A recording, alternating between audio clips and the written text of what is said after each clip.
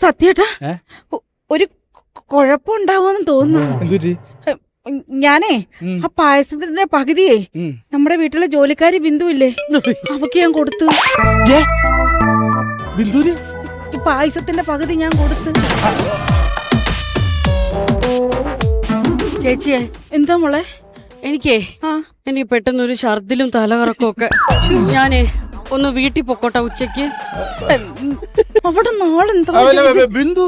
എന്താ സാറേ പേരെന്താ? നിന്റെ നാളെന്താന്നാ പറഞ്ഞേ? തൃക്കേട്ട. ദുഃഖമൊരു ബിന്ദു, ദുഃഖമൊരു ബിന്ദു,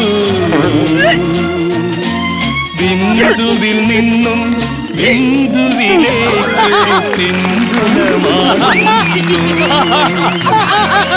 ജീവിതം അതു ജീവിതം.